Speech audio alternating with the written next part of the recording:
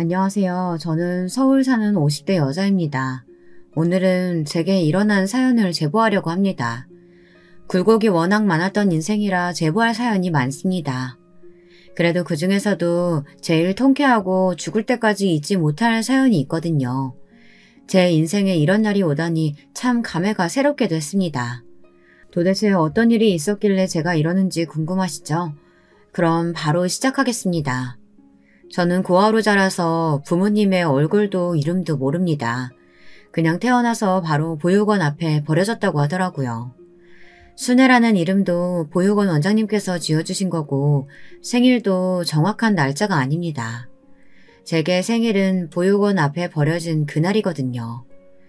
이렇게 자란 저는 학창시절에 친구가 한 명도 없었습니다. 가난해서 위생도 별로였고 아무래도 또래랑 비교해서 많이 부족했거든요. 기본적인 생활 습관부터 시작해서 못 먹어서 몸집도 작았습니다. 교육이 부족해서 당연히 성적은 꼴찌였어요. 괴롭힘도 많이 당하고 보육원에서도 눈치를 많이 봤습니다. 다른 동생들은 좋은 가정에 입양되어 남부럽지 않게 사는 친구들도 있었거든요. 그런데 저는 고등학생이 되어서도 보육원에서 살았으니 얼마나 눈치가 보였겠어요. 그래서 일부러 학교 끝나고 혼자 운동장이나 도서관에 있다 보육원에 갔습니다. 주말에는 원장님의 눈치가 보여서 보육원을 나서서 청소하기도 했죠. 원장님은 제가 성인이 되자마자 바로 내쫓으셨습니다. 아직 고등학교 졸업식도 하지 않았었는데 당장 갈 곳이 없던 저는 너무 막막했어요. 그래도 원장님이 제가 일할 공장 하나는 알아보셨는데 그래서 가발을 만드는 공장에 가서 일을 했습니다. 몸은 힘들고 거기서도 텃세를 포함해 괴롭힘이 많았어요. 하지만 그래도 일하니까 아무 생각을 안 해도 좋았고 무엇보다 돈이 모이니까 좋더라고요. 다른 공장 언니들은 종일 일해도 그 돈을 부모님에게 뜯기는 경우가 많았습니다. 그런데 저는 고아라서 돈을 줄 가족도 없고 책임져야 할 사람이 없었어요. 혼자 저축을 많이 하게 되었습니다. 시간이 지나면서 텃세를 부리던 언니들과도 친해졌고 공장 일도 익숙해졌습니다. 저는 그때 그냥 그렇게 평생 일하면서 늙어 죽을 줄 알았어요. 제가 고아니까 가정을 이룰 거라는 기대도 하지 않았습니다. 그런데 인생은 내 마음대로 흘러가는 것이 아니라는 것을 그때 처음 알았어요. 공장에서 3년 정도 일했을 때 갑자기 사장님이 공장을 폐업했거든요. 직원들에게 미리 알려준 것도 아니고 통보라서 얼마나 당황했는지 몰라요. 다들 원망해도 힘없는 노동자의 말을 들을 리가 없었죠. 그래도 3년을 일하면서 서로 힘들 때 같이 울고 좋은 일이 있으면 같이 웃으며 버텼는데 섭섭한 마음이 들었습니다. 그때 공장에서 제일 친하게 지내던 영숙이 언니가 제게 말했어요. 순애야, 나 이번에 그냥 고향 내려가려고 하는데 너 언니 따라서 올래? 너 태어나서 바다 실제로 본 적 한 번도 없다며. 거기 가서 시장에서 일도 구하고 내가 고향 친구 중에 괜찮은 놈 있으면 소개도 해줄게. 어머 언니, 나 그럼 언니 따라가도 돼? 나는 지금 이렇게 공장 망하면 당장 갈 곳이 없어. 고아라서 부모님도 없고 친구도 한 명도 없는 거 알잖아. 언니 따라가면 나야 너무 행운이지. 이 은혜 진짜 잊지 않을게. 저는 저랑 친자매처럼 가깝게 지냈던 영숙이 언니를 따라 생전 처음으로 다른 지역에 가게 되었습니다.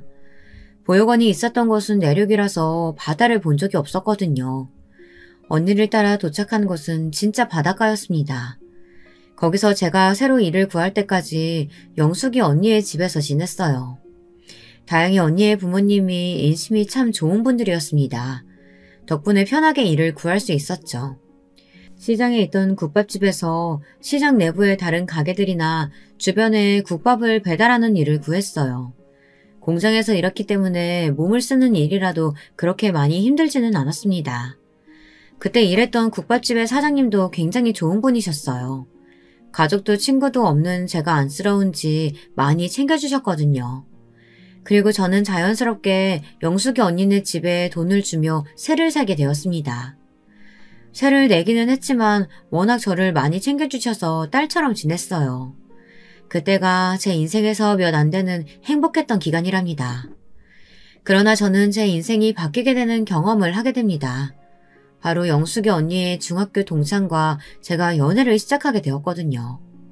일부러 언니가 소개해준 것은 아니었고 정말 우연히 술에 취한 언니를 주인 아줌마가 데리고 오래서 갔다가 눈이 맞았어요.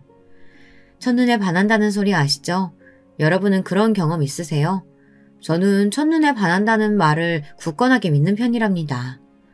왜냐하면 제가 그 증인이니까요. 영숙이 언니의 동창이었던 상철 오빠와 저는 그렇게 사랑에 빠졌습니다. 그리고 약 2년의 연애 끝에 저는 청혼도 받게 되었습니다. 그리고 문제는 그때부터 시작되었어요. 오빠는 아버지와 함께 배를 타고 생선을 잡는 일을 하고 있었습니다. 그러면 어머니와 남동생이 횟집에서 그 생선을 파는 일을 했죠. 횟집이 꽤 큰 편이라 그 횟집을 모르는 동네 사람이 한 명도 없었답니다. 동네에서 알아주는 큰 횟집이라 부자였고 또 인물들도 나쁘지 않아서 남자친구와 그 동생은 인기가 아주 많았어요. 실제로 우리가 연애할 때도 대놓고 제게 질투한 동네 아가씨도 많았답니다. 고아이다 직업도 별로인 애가 뭐가 좋냐는 말을 눈앞에서 들을 정도였으니까요. 남자친구는 그런 말은 신경 쓰지 말고 오로지 우리 둘의 관계만 집중하라고 했죠. 문제는 제가 청혼 받고 난 뒤 생겼습니다. 바로 남자친구의 어머니가 난리가 나셨거든요. 횟집 사장님은 본인 아들이 결혼한다고 말하는 여자가 저라는 사실을 너무 싫어하셨습니다. 원래 성격 자체가 드센 분이었는데요. 죽어도 이 결혼을 성사시키기 싫은지 제가 일하는 국밥집에 찾아와서 제 머리채를 잡으셨어요. 야 이년아, 네가 우리 순진아 장난 꼬셨지? 내가 우리 아들들을 어떻게 키웠는지 알아? 동네에서 유난이라고 할 정도로 애지중지 키웠어. 너처럼 근본도 없는 고아랑 결혼시키려고 그렇게 키운 줄 알아? 잠시만요, 어머니. 이거 놓으시고 말씀하세요. 저 머리가 너무 아파요. 어머니 머리 다 빠질 것 같아요. 제발요. 어디서 어머니야? 내가 네 어머니야? 나는 너한테 어머니라는 소리 들을 생각 전혀 없다. 당장 네가 네 주제 알고 우리 아들하고 그만 만나. 알겠어? 우리 아들이 착해가지고 너 같은 년한테 순진하게 넘어가는데 나는 어림도 없어. 남자친구의 어머니인 횟집 사장님은 저를 찾아와서 진짜 시장 바닥에서 쥐잡듯이 잡으셨어요. 사람들이 쳐다보아도 전혀 신경 쓰지 않더라고요. 오히려 보란듯이 제게 근본도 없는 고아라는 소리를 지르며 머리채를 잡으셨습니다. 국밥집 사장님이 아무리 말려도 횟집 사장님은 덩치가 너무 좋아서 절대 밀리지 않더라고요. 결국 남자 셋이 달려들어 겨우 떼내게 됐습니다. 저는 그날 너무 어이가 없어서 영숙이 언니네 집에 가서 울면서 있었던 일을 말했어요. 그러자 영숙이 언니가 말하길 워낙 유난으로 동네에서 유명했다고 하더라고요. 특히 학생 때는 무슨 일만 생기면 학교에 와서 난리를 쳐 아들들이 외면했을 정도라고 했습니다. 그렇게 나대도 워낙 돈이 많으니까 다들 말을 못했던 거죠. 그 말을 들으니 저는 진지하게 헤어져야 하는 건가 생각했습니다. 그러나 그럴 수가 없었어요. 일단 남자친구와 저는 서로가 첫눈에 반했을 정도로 사이가 매우 좋았습니다. 아무리 횟집 사장님이 반대해도 오히려 우리의 사랑은 굳건해졌죠. 그리고 아주 결정적인 이유가 있었습니다. 바로 제가 임신했기 때문이었어요. 몸이 안 좋아서 병원에 갔더니 임신이라고 하더라고요. 지금과 달리 우리 때는 개인정보 보호라는 개념도 없었고 또 워낙 작은 동네에다 시골이라 소문이 매우 빨랐습니다. 제가 산부인과에서 임신 소식을 듣고 울자 금방 소문이 동네로 퍼졌어요. 결국 횟집 사장님은 또 국밥집에 찾아와서 제 머리채를 잡았습니다. 남자들이 달려들어 말려도 그때는 꿈쩍도 하지 않았습니다. 제가 살면서 들어본 욕 중에 그때 들었던 욕이 제일 살벌했어요. 온갖 쌍욕과 함께 제 몸을 때리는데 그러다 우리 아기를 잃을까봐 얼마나 무서웠는지 모릅니다. 나중에 남자친구와 그 동생이 와서 겨우 말려 풀려날 수 있었어요. 만신창이가 된 저를 보고 남자친구는 미안하다고 엉엉 울었습니다. 그렇게 영숙이 언니의 집에 갔더니 언니는 완전 횟집 사장이 미친 사람이라고 경찰에 신고하자고 하더라고요. 이런 사태를 구해준 사람은 경찰도 아니고 바로 누구였는지 아세요? 남자친구도 아니고 바로 제 시아버지였습니다. 남자친구의 아버지가 그래도 본인 아들의 자식을 임신한 여자에게 어떻게 그럴 수 있냐고 하며 저를 받아주셨어요. 제가 남자친구를 따라 시댁에 인사 갔을 때 시아버지는 매우 인자한 미소로 저를 맞이했습니다. 아직도 그 웃음을 떠올리면 제 입가에 웃음이 떠오를 정도로 기억에 남아요. 뭐? 며느리? 당신 말 조심해. 나는 저런 년 내 큰며느리로 들일 생각 전혀 없으니까. 지금 우리 아들 뒤로 결혼하자고 집안 좋고 예쁜 여자가 줄을 섰어. 그걸 알면서도 저런 애를 며느리로 들이고 싶어? 제정신이야? 당신도 그만해. 아이는 혼자만 들었어? 우리 장남이 책임진다고 하잖아. 나 따라서 배 타는 일도 계속하면서 대를 잇겠다는데 왜 그래? 당신이야말로 우리 아들이 계속 우리 옆에 살았으면 좋겠다며. 결혼하고 같은 집에서 살면 오히려 좋지. 시아버지는 시어머니가 저를 대놓고 욕해도 앞에서 막아주셨습니다. 그렇게 저는 시아버지 덕분에 결혼에 성공할 수 있었어요. 그렇게 임신한 상태로 시댁에 가서 살게 된 저는 지옥이 시작되었습니다. 시어머니는 그냥 저라는 인간 자체를 싫어하셨거든요. 저를 보면 지나가는 바퀴벌레보다 못한 취급을 하셨어요. 제가 먹는 밥도 아깝다며 둘이 있으면 저는 그냥 굶어야 했습니다. 집에서 유일하게 제 편이었던 시아버지와 남편이 배를 타고 나가면 저는 그 시간 동안 내내 시어머니의 구박을 들어야 했습니다. 시어머니는 제가 집안일도 다 하고 횟집에 가서도 모든 일을 다 하길 원하셨어요. 집에 조그만 사탕 껍질이라도 거실 바닥에 있으면 임신한 저를 대문 밖으로 내쫓으셨습니다. 먹을 자격도 없다고 밥도 주지 않으셨어요. 횟집에서도 배가 불러 움직이는 게 힘든데 행동이 느리다고 대놓고 욕하셨어요. 그걸 보다 못한 주방 이모님이 몰래 저를 불러 음식을 먹일 정도였습니다. 그때 직원들이 몰래 뒤에서 저를 챙겨주지 않았으면 그대로 쓰러져서 유산까지 했을 거예요. 화장실로 불러 제게 과일을 먹이고 시어머니가 잠깐 나간 사이에 밥을 먹여준 직원들에게 아직도 고마운 마음이 있습니다. 제 얼굴만 보면 없는 짜증도 난다고 시어머니는 그냥 제가 눈에 띄는 것을 싫어하셨어요. 그나마 시아버지와 남편이 제 편을 들어주어 버틸 수가 있었습니다. 고아라는 소리는 어릴 때부터 들어 면역이 있었던 상태라 그나마 다행이기도 했죠. 처음으로 얼굴도 이름도 모르는 부모님에게 감사했을 정도였습니다.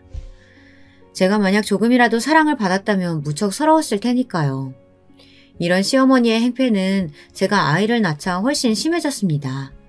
왜냐하면 우리 첫째의 성별이 바로 딸이었거든요. 안 그래도 남아 선호 사상이 심하고 본인 아들들을 무척이나 사랑하는 시어머니는 제가 딸을 낳자 대놓고 제게 꺼지라고 하셨습니다. 특히 시아버지와 남편이 없을 때는 저를 보고 뭐라고 하셨는지 아세요? 야 이년아, 그냥 집 나가라니까? 야반 도주하라고! 나는 네가 자고 일어나면 없었으면 좋겠다. 돈 필요해? 내가 줄게, 어? 그러니까 우리 장남 인생 다시 살게 네 딸 데리고 꺼지라고. 너랑 결혼한 것은 우리 아들 인생의 수치야. 어머니, 저 너무 미워하지 마세요. 제가 앞으로 노력할게요. 네? 딸 낳아서 실망하셨죠? 둘째는 꼭 아들 낳도록 할게요. 그러니까 조금만 봐주세요. 저 나가면 갈 곳도 없어요. 갈 곳이 왜 없어? 너 원래 공장에서 일했다며. 서울 가면 공장 많다. 거기 가서 어떻게든 살아. 제발, 응? 내가 오히려 부탁할게. 제발, 우리 아들한테 사라져. 시어머니는 나중에는 돈을 줄 테니 제발 집을 나가라고 하셨어요. 이런 구박을 받는 상태에서 제가 안 나가고 버텼던 이유는 바로 시아버지와 남편 때문이었습니다. 그리고 제가 고아로 보육원에서 자라서 저는 제 아이는 무조건 부모가 있길 원했거든요. 남편은 저한테도 잘했지만 딸한테도 사랑을 많이 주었습니다. 그 모습을 보니 어떻게 시댁을 나갈 수가 있었겠어요. 시아버지와 남편은 남모 사상도 없었고 우리 딸을 예뻐했어요. 남편은 본인 엄마가 저를 괴롭히는 것을 알고 있었습니다. 그래서 제게 2년 정도만 같이 살고 나가자고 했어요. 시아버지도 제게 몰래 돈을 모아 나갈 수 있게 도와준다고 하셨죠. 그 말을 믿고 버텼습니다. 이런 상태에서 시어머니가 저를 싫어하시게 된 계기가 또 발생했습니다. 그건 바로 도련님이 결혼하게 되면서 동서가 새로 들어왔거든요.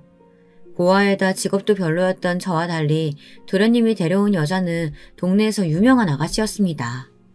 동서의 아버지는 시장에서 만두집을 하셨는데요. 그 가게가 너무 유명해서 사람들이 줄을 서서 사갈 정도였거든요.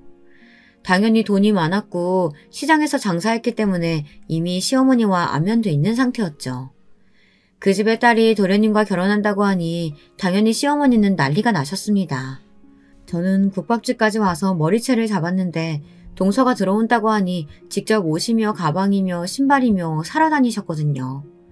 그리고 같이 사는 저와 달리 도련님은 결혼하고 좋은 집에 살아야 한다고 부동산을 돌아다니면서 집을 알아보기 시작했습니다. 누가 봐도 입이 귀에 걸린 상태라 다들 한마디씩 건넬 정도였어요. 저는 그런 시어머니를 보며 서운하거나 그러지는 않았고 그냥 제게 관심이 적으신 상태라 오히려 좋았습니다. 그러면서 내심 동서가 들어오면 친자매처럼 지내려고 했어요. 동서는 예쁜 외모에 맞게 꾸미는 것에도 관심이 매우 많았습니다. 매번 볼 때마다 옷이며 머리며 달라진 상태였거든요. 외동이라 사랑을 독차지하며 컸다고 하던데 확실히 그게 눈에도 보일 정도였습니다. 하지만 친해지고 싶었던 제 마음과 달리 동서는 저를 별로 좋아하지 않았어요. 처음부터 제게 쌀쌀맞게 행동해서 상처도 많이 받았습니다. 아마 고아에다 꾸밀 줄 모르는 제가 동서는 창피했나 보더라고요. 영숙이 언니에게 살짝 말하니 원래 부자에다 부족함 없이 자라서 성격이 사납고 자기밖에 모른다고 했습니다. 언니 말을 듣고 생각하기도 했고 또 없이 자라며 눈치가 늘었던 저는 저를 좋아하지 않는 동서를 보고 다가가길 멈추었습니다. 그저 시간이 흘러 빨리 분가할 수 있길 바랬죠. 시어머니는 원래도 동서와 가만히 있는 저를 비교하셨는데 동서가 아이를 낳자 아예 식구들 앞에서 더 비교하기 시작했습니다. 왜냐하면 동서도 저처럼 속도 위반으로 결혼했는데 아이의 성별이 바로 아들이었거든요. 안 그래도 동서를 예뻐하는데 그 동서가 아들을 낳으니 남아 선호 사상이 심한 시어머니는 동서에게 무한 애정을 보이셨어요. 우리 둘째 며느리는 얼굴도 예쁘고 마음씨도 착하니까 하늘에서 감동해가지고 아들 주신 건가 보다. 쟤처럼 근본도 없는 사람은 삼시날매가 딱 알아보거든. 아이고 우리 손자 너무 예쁘다. 나는 우리 순자가 우는 소리만 들으면 자다가도 웃음이 막 나와. 시어머니는 우리 딸이 울면 시끄럽다고 저를 대문 밖으로 내쫓기도 하셨거든요. 그런데 시조카가 울 때는 우는 모습이 너무 예쁘다고 좋아하셨어요. 시어머니와 동서는 둘이 그들만의 세상에 빠져 있었습니다. 또 동서의 집에서 우리 시댁에 선물을 많이 보냈거든요. 그 집에서는 하나밖에 없는 딸이 시댁에 밉보일까 걱정됐던 건지 한우며 과일이며 명절마다 좋은 음식도 보내고 심지어 소파도 바꿔주더라고요. 그러면 시어머니는 또 소파에 누울 때마다 동서의 친정 칭찬을 그렇게 하셨습니다. 동서와 둘이 웃으면서 이야기하면 저는 옆에서 아이를 업고 걸레질을 하며 방을 쓸었죠. 제가 깎아준 사과를 먹으면서 동서는 은근히 저를 돌려서 욕하기도 했습니다. 그러면 시어머니는 그 말을 들으며 배를 잡고 깔깔댔어요. 저는 그걸 다 들으면서도 말할 수가 없어 그저 조용히 화장실에서 울었던 기억이 납니다. 사실 이렇게 된 이유가 하나 있기는 했어요. 동서는 제게 그렇게 호의적이진 않았어도 대놓고 욕하지는 않았었는데요. 어떤 사건이 발생한 이후로 저렇게 변했거든요. 그 사건은 아직도 억울해서 자다가도 눈이 번쩍 뜨일 정도랍니다. 그날은 동서가 시조카를 데리고 시댁에 놀러왔던 날이었습니다. 횟집이 아직 영업하기 전이었고 집에는 남자들은 없고 오로지 시어머니와 저 그리고 제 첫째 아이 시조카 이렇게 있었어요. 그때 우리 딸이 3살이었고 동서 아들이 2살이었죠. 동서가 온다는 말에 저는 그날도 새벽부터 일어나서 집을 쓸고 닦고 혼자 음식을 준비했습니다. 동서가 유독 갈비찜을 좋아했는데 그걸 만들어야 했거든요. 갈비찜도 만들고 시어머니의 구박을 들으며 정신이 하나도 없었습니다. 매번 동서가 올 때마다 이렇게 온 집안이 난리가 나서 저는 속으로 동서가 제발 안 오기를 바랄 정도였어요. 아무튼 그날 동서가 집에 왔는데 동서는 시댁에 오면 항상 아이를 제게 맡겼습니다.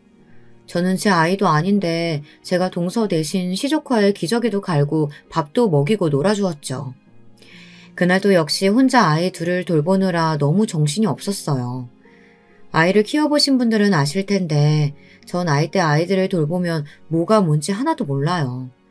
그냥 너무 정신사납고 힘들고 이 시간이 빨리 지나갔으면 좋겠거든요. 사건은 동서가 집에 갈 때 발생했습니다. 갑자기 동서가 제게 표독스러운 표정으로 다가오더니 제 앞치마를 뒤지기 시작했습니다. 그러더니 거기서 반지 하나를 꺼냈어요. 형님, 이거 제 결혼 반지잖아요. 이게 왜 형님 앞치마 주머니에 있어요? 이거 지금 훔치려고 하신 거예요? 어떻게 이러실 수가 있어요? 어머니, 저 이러면 다시는 시댁 못 와요. 이게 말이 된다고 생각하세요? 아까 그거 내가 윤철이 돌보다가 주머니 안에 들어갔나 보다. 아까 윤철이가 동서 반지랑 스카프랑 입에 물고 있더라고. 동서 오해하지 마. 내가 설마 동서 물건을 훔치겠어? 여기 시댁이잖아. 내가 어떻게 할 수 있는 위치가 아니고. 그건 형님 사정이고요. 제가 그 말을 어떻게 믿어요? 제가 윤철이 봐달라고 했지 언제 윤철이 손에 있는 반지랑 스카프 형님이 훔쳐가라고 했어요? 진짜 어이가 없네. 말이 되는 변명을 하세요.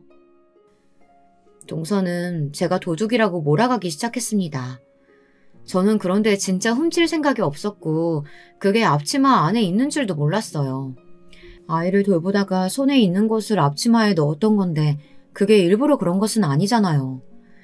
아마 동서가 돌아간 뒤에 알았다면 반드시 동서에게 연락해서 돌려주었을 거예요. 그걸 훔친다고 해도 동네가 워낙 좁아서 만약 제가 그걸 팔았으면 금방 소문이 났을 거였거든요. 시어머니는 옆에서 당연히 제가 미쳤다고 등짝을 때리며 당장 사과하라고 난리였습니다.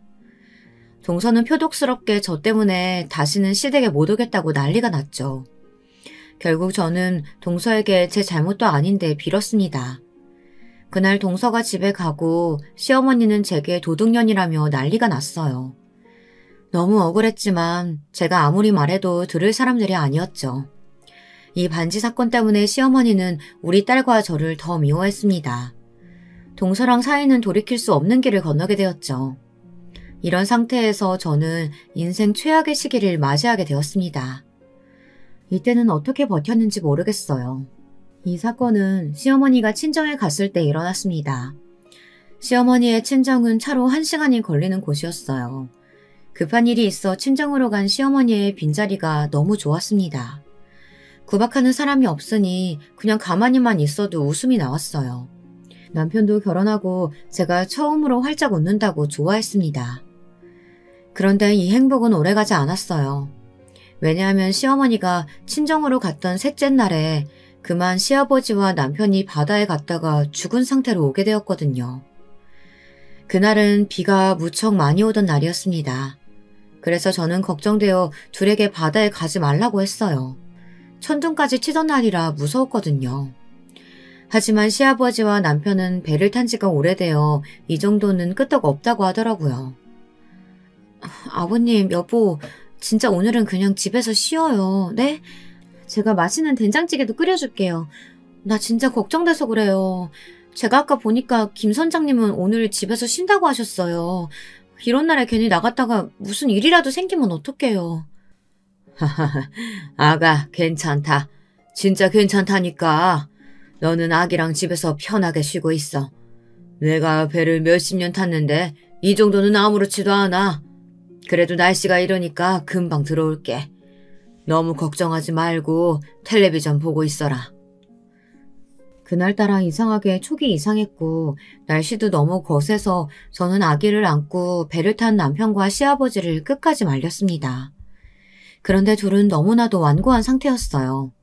결국 배를 타고 바다에 나갔는데 그 모습이 사라질 때까지 우는 아이를 업고 보다 집에 돌아왔습니다. 그러다 아이를 재우다가 같이 잠들었는데 누군가 문을 세게 두드렸어요. 눈을 비비며 나갔더니 영숙이 언니가 온 얼굴이 눈물로 덮인 채로 제게 시아버지와 남편이 죽었다고 하더라고요. 순간 소름이 돋으며 현실을 믿을 수가 없었습니다. 영숙 언니는 집에 와 우리 아이를 대신 안고 저를 끌고 선착장으로 향했어요. 거기에 갔더니 진짜 둘의 시체가 나란히 바닥에 있었어요. 저는 죽은 남편과 시아버지를 보고 눈물도 나오지 않았습니다. 아마 현실이 믿기지 않아서 그랬던 것 같아요.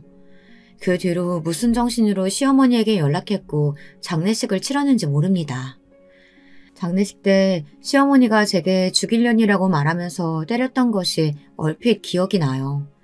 그냥 멍한 상태로 계속해서 허공을 바라봤던 것 같습니다. 진짜 그냥 꿈을 꾸는 기분이었고 현실이라고 믿을 수가 없었거든요.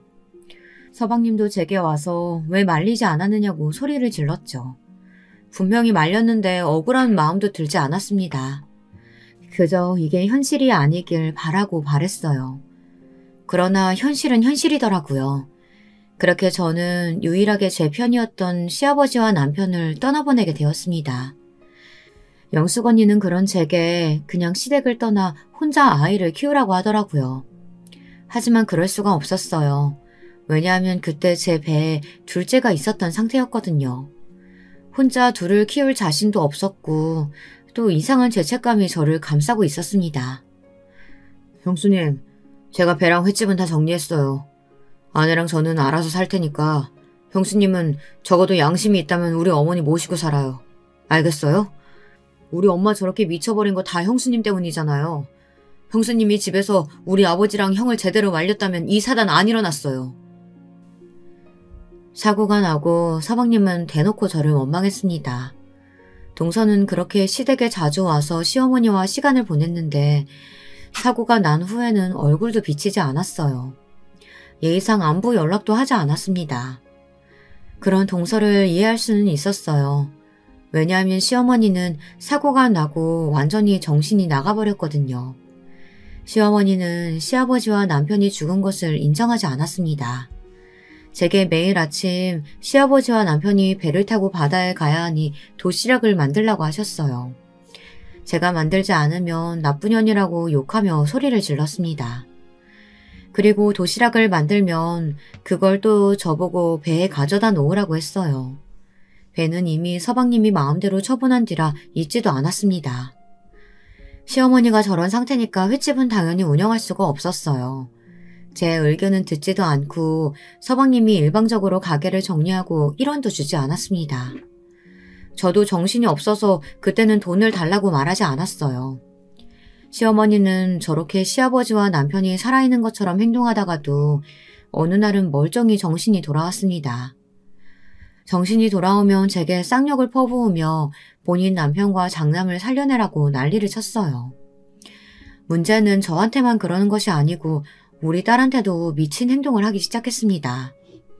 어느 날은 제가 집안일을 하느라 시어머니를 신경 쓰지 않고 있었는데 집을 둘러보니 시어머니와 우리 딸이 없더라고요. 순간 촉이 이상해서 집안을 뒤졌는데 둘은 아예 밖으로 나간 것 같았습니다. 불길한 마음에 임신 막달인 몸을 이끌고 밖으로 나갔더니 시어머니가 글쎄 우리 딸을 바다에 던지려고 하는 거예요. 주위에서 사람들이 말려서 그나마 딸은 목숨을 유지할 수 있었습니다. 그 광경을 보고 저는 시어머니에게 사고 이후로 처음으로 소리를 질렀어요. 어머니, 도대체 왜 이러시는 거예요? 제발 정신 차리세요. 이런다고 아버님이랑 남편이 살아 돌아오지 않는다고 몇 번을 말해요. 제가 평생 모시고 산다고 했잖아요. 제발 용서하세요. 네? 네 새끼만 소중하냐? 나도 내 새끼 소중해. 옛말에 어린아이를 바다에 던지면 바다에 사는 신이 앗아간 목숨을 돌려준다고 했어. 나는 내 새끼랑 내 남편 보고 싶단 말이야. 시어머니는 우리 딸을 바다에 던지면 시아버지와 남편이 되돌아온다고 믿더라고요. 그 모습을 보고 저는 너무 힘들어서 엉엉 울었습니다. 사실 그때 형편이 너무 어려웠어요. 시아버지와 남편이 죽으면서 사망보험금이 나왔는데 그것도 서방님이 저 몰래 다 가져갔더라고요. 당장 생활비가 없어서 서방님 집으로 가면 동서가 매우 쌀쌀맞게 대했습니다. 그러면서 배랑 가게도 본인들이 정리해서 다 돈을 가져갔는데 우리에게 줄 돈이 없다고 하더라고요. 시아버지가 워낙 인맥이 넓어서 장례식장에 많은 사람들이 왔는데 받은 부의금도 없다고 했습니다. 아무리 따져도 동서와 서방님은 시어머니나 제대로 모시고 살라고 하더라고요. 제가 시어머니를 모시고 살려면 돈이 필요하다고 끝까지 돌아가지 않고 버티면 겨우 2만원, 3만원 정도를 주었습니다. 비참하고 자존심이 상했지만 그거라도 없으면 당장 어린 딸과 시어머니를 굶겨야 해서 눈물을 머금고 가져왔던 기억이 나요. 저라도 밖에서 일하려고 해도 시어머니는 저렇게 미쳐있고 딸은 어리고 게다가 저는 임신한 상태여서 일할 수도 없었습니다. 그나마 남편이 독립한다고 모아두었던 돈이 있어서 그걸로 버티던 상태였어요. 하지만 그 돈이 전부라는 것을 아니까 있어도 쓸 수가 없더라고요. 만약 그 통장이 바닥나면 그때는 진짜 길거리에서 살아야 했으니까요. 이런 우리의 집안을 알고 마음씨 좋은 영숙 언니와 언니의 부모님이 음식을 자주 가져다 주었습니다. 피가 한 방울 섞이지 않았는데 도와주어 얼마나 고마웠는지 몰라요. 하여튼 저는 이런 시어머니를 모시고 살면서 출산까지 하게 되었습니다. 첫째 때는 남편이 옆에 있었는데 둘째 때는 남편이 없으니까 너무 서럽고 무서웠어요. 제 처지가 눈물이 나왔지만 정신을 똑바로 차려야 했습니다. 영숙이 언니에게 겨우 부탁해서 첫째를 며칠 맡길 수 있었는데요. 그것도 신경 쓰여 저는 3일 만에 둘째를 낳고 퇴원했습니다. 아이가 둘이나 있으니 저는 사는 게 너무 힘들었습니다. 혼자 육아하고 집안일하고 시어머니까지 챙기느라 하루가 24시간이 모자랐고 몸이 한계인 것이 원망스러웠죠. 확실히 신생아가 있으니까 돈이 나갈 곳이 너무 많았습니다. 남편이 모아놓은 돈을 쓰는데 통장 바닥이 보이기 시작했어요. 저는 결국 시어머니와 아이들이 다 자는 새벽에 집을 나가 식당에서 설거지하는 일을 구하게 되었습니다. 이것도 결혼 전에 일했던 국밥집 사장님이 우리 집 형편을 알고 일부러 만들어준 자리였어요. 만약 이런 호의를 베푸는 분들이 아예 없었다면 저는 너무 괴로워서 견디지 못하고 바다에 뛰어들었을 것 같습니다. 아이들이 자라면서 유치원에 보내고 저는 그때부터는 미친 듯이 일하기 시작했어요. 시어머니가 정신이 오락가락해서 그걸 돌보는 것도 힘들었지만 더 힘든 것은 돈이 없는 현실이었거든요. 동서와 서방님은 딱 시아버지와 남편이 죽은 기일에 제사를 지낼 때만 시댁에 왔습니다. 1년에 한 번 시조카를 보면 우리 아이들과 너무 비교가 되는 모습에 너무 슬펐어요. 우리 아이들은 돈이 없어 간식도 못 먹고 옷도 몇 벌로 돌려 입었거든요. 심지어 둘째는 아들이었는데 첫째인 딸의 옷을 입기도 했습니다. 시어머니는 제가 아들을 낳았는데도 제 배에서 나온 아이라고 우리 둘째를 미워했어요. 대놓고 둘째를 자꾸 바다에 던지고 본인 장남을 데려오겠다고 미친 짓을 또 하기도 했답니다. 동서는 그런 시어머니를 보면서 제게 뭐라고 했는지 아세요? 형님, 어머니 보면 참 안타깝기는 해요. 형님도 힘드시죠? 하지만 어쩔 수 없잖아요. 현실에 이런 걸 어떡해요. 그렇다고 어머니를 어디 요양원에 보내거나 그러실 건 아니죠? 그러면 벌 받아요. 그런 생각 해본 적도 없어. 내가 어떻게든 시어머니는 끝까지 모실 거니까 동서는 그런 말 안 했으면 좋겠어. 우리가 얼마나 힘들게 사는지 알면서도 그래? 왜 갑자기 저한테 적대적으로 그러세요? 제가 형님이 그렇게 살라고 시켰나요? 저는 그래도 아이들은 죄가 없다고 생각해서 우리 아들이 쓰던 것도 형준이 주려고 가져왔어요. 저 같은 동서가 어디 있다고 그러세요? 동서는 1년에 겨우 한 번 보면서 볼 때마다 제 속을 긁고 갔습니다. 동서는 애초에 친정이 여유가 있으니까 아이에게 쓰는 것을 다 좋은 것으로 쓰고 있었어요. 저는 아무리 제가 힘들게 살아도 동서가 저렇게 저를 동정하면서 주는 것은 쓰기 싫었습니다. 그래서 동서가 집에 두고 가도 한 번도 쓰지 않았어요. 아이들이 크면서 저는 식당에서 일하고 그냥 동네에서 부업도 계속해서 했어요. 돈이 되는 일이라면 무조건 일단 하고 봤습니다. 이러면서 우리 아이들을 제대로 돌보지 못해서 너무 미안했죠. 특히 아이들이 자라면서 시어머니가 동네에서 미친 사람으로 돌아다니니까 놀림도 많이 받았거든요.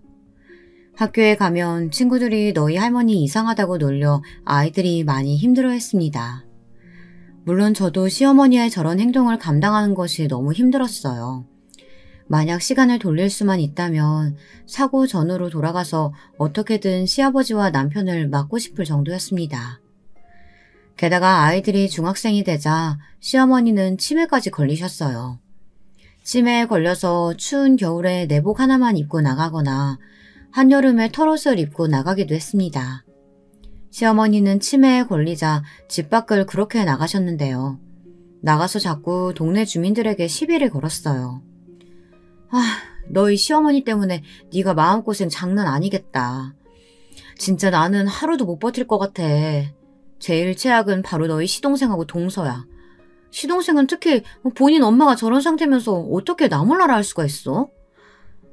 언니, 말도 마. 나는 이제 포기했어. 저게 사람인가 싶다니까. 본인 엄마를 저렇게 방치하는 게 말이 되냐고. 나는 그래서 이제 오죽하면 저런 미친 시어머니가 안쓰러울 지경이야. 그렇게 아들들을 사랑했는데 버림받았잖아. 제 유일한 지인인 영숙이 언니는 제게 틈만 나면 서방님과 동서를 욕했습니다. 서방님은 본인 엄마가 동네에서 어떤 취급을 받는지 알면서도 모른 척하기 바빴어요. 심지어 나중에는 제사 때도 오지 않더라고요. 제가 횟집과 배를 팔고 남은 돈으로 제목도 있지 않느냐고 했더니 유산 소송의 시효 기간이 지났다면서 제게 돈에 눈이 멀었다고 했습니다. 시어머니는 치매 걸린 뒤로 유난히 몸이 많이 아팠어요. 제가 서방님에게 그래도 병원비는 조금 내달라고 했는데 그것도 거절하더라고요. 그래서 저는 사랑하는 아들에게 이렇게 버림받는 시어머니가 안쓰러울 지경이었습니다. 이런 시어머니는 우리 아들이 고등학생이 되자마자 돌아가셨어요. 저는 하도 시어머니에게 당한 것이 많아 돌아가시면 마냥 기쁠 줄 알았는데요. 그것도 아니더라고요. 허무하고 허탈한 마음이 더 컸습니다. 제사 때 오지 않던 서방님과 동서는 그래도 시어머니의 장례식이라고 참석했습니다. 이번에도 제가 조금이라도 정신을 차리지 않으면 조의금을 죄다 뺏길 것 같아 눈에 불을 켜고 지켰어요. 그 모습을 보고 동서와 서방님은 돈에 눈이 멀었다고 또 그러더라고요. 그런데 황당한 일은 장례식 이후에 발생했습니다. 어느 날 제가 식당에서 일하고 집에 왔는데 딸과 아들이 울고 있었어요. 제가 무슨 일이냐고 했더니 부동산에서 오더니 집을 나가라고 했다는 거예요. 너무 황당해서 부동산에 갔더니 제게 뭐라고 했는지 아세요? 그 집 할머니가 명의자였어요. 그런데 죽었다면서요. 그래서 아들이 처분했어요. 나는 그냥 서류에 나와 있는 대로 처리한 거니까 그쪽 집안 싸움은 알아서 해요. 일단 집은 당장 이번 주 내에 빼주셔야 돼요. 아니 사장님, 이건 아니죠. 물론 이 집 명의가 시어머니였던 건 맞아요. 그런데 아니 지금 이렇게 쫓겨나면 저랑 우리 아이들 당장 갈 곳이 전혀 없어요. 이러면 안 되잖아요. 법이 왜 이래요? 힘없는 사람들은 이렇게 죄다 뺏겨야 돼요? 사정은 안타까운데 우리도 이게 최선이에요. 일단 저도 모르는 내용이니까 그런 건 가족들이랑 상의하세요. 영업해야 되니까 나가세요. 부동산에 아무리 따져도 돌아오는 대답은 같았습니다. 알고 봤더니 서방님이 시어머니의 재산이었던 집을 팔아버렸더라고요. 그 과정에서 제게 물어보지도 않았죠. 저는 당장 길거리에 나앉게 생겨서 서방님의 집을 찾아갔습니다. 그랬더니 서방님과 동서는 오히려 당당한 태도로 나오더라고요. 서방님은 본인 엄마가 죽어서 재산 처리를 했는데 뭐가 문제냐고 했습니다. 어찌나 당당한지 제가 잘못한 줄 착각했어요. 동서는 애초에 친정에 돈도 많다면서 불쌍한 제게 너무 차가웠습니다.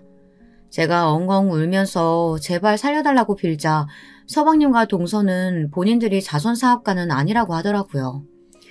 결국 저는 그대로 쫓겨나 영숙이 언니의 집에 가 얹혀 살았습니다. 너무 눈치가 보여 일주일 만에 단칸방을 구해서 나왔는데 잠도 오지 않더라고요. 영숙이 언니는 제게 서방님과 동서 욕을 하느라 밤을 새울 정도였어요.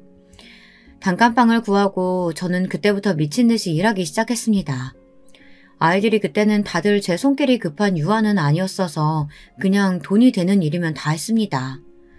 그런데도 시어머니의 병원비 때문에 대출받은 빚이 너무 많았어요. 돈을 벌어도 빚을 갚느라 다 쓰게 되었습니다. 서방님과 동서는 제게 돈을 다 가져왔으면서도 본인 엄마의 병원비는 갚을 생각도 하지 않더라고요. 너무 서럽고 서운하고 울분이 터졌습니다. 제일 슬펐던 것은 이런 상황에서 제가 할 수 있는 게 아무것도 없다는 거였어요. 변호사를 선임해서 고소하는 것도 시간이나 돈이 있는 사람이 가능하잖아요. 저는 당장 하루라도 일하지 않으면 먹고 살 수가 없으니 그런 것을 할 수도 없었습니다. 서방님과 동서는 시댁 집을 팔아 가게 하나를 열었어요. 시장 안에 아주 큰 고깃집을 열고 운영했습니다. 시장에 갈 때마다 그 가게를 보면 속이 뒤틀리는 기분이 들었죠. 제가 할 수 있는 일이 아무것도 없다는 사실이 너무 슬펐습니다. 이러다가 사건이 하나 발생하게 되었어요. 이 사건은 우리 가족에게 절대 잊지 못할 사건이랍니다. 우리 아들은 굉장히 순하고 의젓한 아들인데요. 제 속을 썩인 적이 한 번도 없습니다. 태어나서 아빠가 있던 시절도 없어서 제게 아픈 손가락이었죠. 불우한 환경에도 엄마인 저랑 누나를 얼마나 챙겼는지 몰라요. 순수하고 착한 아이라서 항상 제 버팀목이었답니다. 이런 아들이 어느 날 표정이 너무 어두웠어요. 무슨 일 있냐고 물어도 아무 일 없다고 하더라고요. 급하게 딸에게 물었더니 딸이 제게 말했습니다. 학교에서 수학여행 간다는데 우리가 형편이 어려우니까 못 간다고 선생님께 말했대. 그런데 선생님이 전교에서 제 한 명만 수학여행에 불참한다고 하셨나 봐. 그게 사실이기도 하고. 그래서 최대한 가는 쪽으로 엄마 설득하라고 했는데 애가 그걸 말 못하는 거야. 저는 딸의 말을 듣고 너무 슬퍼서 눈물이 나오더라고요. 아들은 혼자만 수학여행을 못 가니까 가고 싶어 한다고 했습니다. 그런데 그때 우리 집 형편이 너무 어려워서 어려운 상태였어요. 제가 아무리 돈을 벌어도 대출을 갚고 월세를 내고 애들 먹을 최소한의 끼니를 챙기면 남는 돈이 없었습니다. 남는 돈이 아니고 아예 부족해서 월말에는 저는 아예 끼니를 굶는 상태였어요. 딸의 말을 듣고 급하게 일하던 식당에 가서 미리 돈을 받을 수 있냐고 해도 어렵다고 했습니다. 영숙이 언니도 그때 남편이 도박해서 집안 꼴이 말이 아니었어요. 저는 포기할까 싶다가도 아들이 그렇게 원하니까 꼭 보내주고 싶었습니다. 그래서 결국 가기 싫었지만 자존심 다 버리고 동선의 집으로 향했습니다. 동선은 제가 집에 왔다는 것을 보고 집 안으로 들어오라는 소리도 없었어요. 대문 밖에 세워두고 무슨 일이냐고 하더라고요. 동서, 20만 원만 좀 빌려줄 수 있을까? 나 저기 식당에서 일하는 거 알지? 월급 받으면 동서한테 바로 줄게. 아들 수학여행비가 부족해서 그래. 내가 돈 안 받고 동선에 가서 설거지하고 힘든 일 다 할게. 어떻게 안 될까? 싫어요. 그리고 우리도 형편 어려워요. 형님은 그렇게 돈에 눈이 멀었으면서 20만 원도 없어요? 있어도 못 주니까 가세요. 동서는 여유로운 친정과 잘 나가는 가게 때문에 돈이 많아 전원주택에서 살고 있었어요. 그런데도 돈이 없어 제게 못 준다고 하니까 울분이 터졌습니다. 자존심을 다 버리고 무릎까지 꿇고 엉엉 울며 애원했는데도 동서는 그런 저를 무시했어요. 결국 저는 대문 앞에서 몇 시간 동안 울면서 있었습니다. 어떻게든 아들을 무조건 수학여행을 보내주고 싶었거든요. 결국 동서는 집에서 찬물을 가지고 와 제 얼굴에 뿌렸습니다. 그러더니 경찰을 불러 저를 쫓아내더라고요. 이때 결국 우리 아들은 수학여행을 가지 못했어요. 저는 너무 속상해서 아들에게 미안하다고 하며 처음으로 아들 앞에서 눈물을 보였습니다. 제가 울자 아들도 같이 울더라고요. 딸까지 함께 셋은 끌어안고 반드시 성공하자고 다짐했어요. 저도 더 이상 이렇게 살고 싶지 않더라고요. 이 수학여행 사건은 특히 우리 아들에게 아주 큰 의미를 남기게 되었습니다. 아들은 원래도 공부를 잘하는 학생이었어요. 공부도 잘하고 성실하고 예의 바른 아이라서 선생님들께 칭찬이 자자했습니다. 이런 부족한 환경에서 키웠는데 잘 자라주어 얼마나 고맙고 미안했는지 몰라요. 아들을 볼 때마다 저는 하늘에 있는 남편에게 잘 보고 있느냐고 물을 정도였습니다. 남편은 아들을 보지 못하고 죽었지만 만약 하늘에서 보고 있다면 너무 흐뭇하게 웃으면서 봤을 거예요. 아무튼 아들은 수학여행 사건 때 제가 동서에게 당한 얘기를 듣더니 바로 다음 날부터 미친 듯이 공부하기 시작했어요. 원래도 공부를 꽤 잘하던 아이였는데 그 결과 전교권에 들기 시작했습니다. 아들, 몸 챙겨가면서 공부해. 엄마는 네가 그러다가 잘못될까 봐 너무 무섭다. 밥도 먹고 잠도 자면서 공부해야지. 이러다 쓰러지면 어떡해. 엄마는 너 없으면 못 살아. 알지? 엄마, 나는 절대 못 죽어. 내가 다 계획이 있거든. 쓰러질 일은 전혀 없으니까 엄마는 걱정하지 마. 나는 반드시 성공할 거야. 그래서 내가 다 복수할 거야. 아들은 반드시 복수하겠다는 일념 하나로 미친 듯이 공부했어요. 그 결과 학교에서 전교 1등을 하게 되었습니다. 저는 형편이 어려워서 그동안 해준 것도 없는데 아들이 1등을 하자 너무 기뻤어요. 영숙이 언니도 제게 아들 잘 둬서 부럽다고 했습니다. 학교에 진학 상담을 하러 갔더니 아들은 서울대에 갈 성적이 된다고 하더라고요. 믿을 수 없어서 몇 번을 물어봤는지 모릅니다. 선생님은 우리 아들이 성적도 좋지만 친구들과 사이도 좋고 선생님들에게도 예의 바르게 행동해 인기가 아주 많다고 했어요. 그 말을 듣고 저는 마치 하늘을 나는 기분이 들었습니다. 아들은 실제로 서울대에 입학했어요. 그리고 제게 어느 날 진지하게 말했습니다. 본인은 반드시 검사나 변호사가 되겠다고 했어요. 저는 아들의 그런 말을 듣기만 해도 좋더라고요. 아들은 대학생이 되어서도 놀지 않았어요. 오히려 고등학생 때보다 더 열심히 공부했습니다. 그리고 마침내 진짜로 본인이 그렇게 되고 싶어 했던 검사가 되었어요. 그리고 그때부터 미친 복수가 시작되었습니다. 아들이 검사가 되자 동네는 난리가 났습니다. 우리 가족이 워낙 사건이 많아 동네에서 다들 사정을 알고 있었거든요. 여유로운 부자였다가 단칸방에 살게 된 이후 동네에서 저를 불쌍한 눈으로 보는 동정의 눈이 얼마나 많았는지 모릅니다. 그때마다 비참하고 슬펐지만 일부러 더 열심히 일했던 기억이 나요. 아무튼 그런 집에서 검사가 나오니까 제가 지나갈 때마다 동네 주민들이 저를 붙잡고 축하한다는 말을 건넸습니다.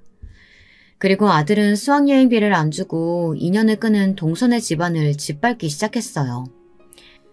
형님, 제가 죄송해요. 그동안 우리가 잘못했어요. 그러니까 제발 가게 영업 제대로 하게 해주세요. 네? 이러다 우리 진짜 망해요. 죄송해요. 남편 지금 쓰러졌어요. 어느 날 동서가 엉엉 울며 저를 찾아왔습니다. 얘기를 들어봤더니 아들이 동선의 가게를 미친 듯이 털었다고 하더라고요.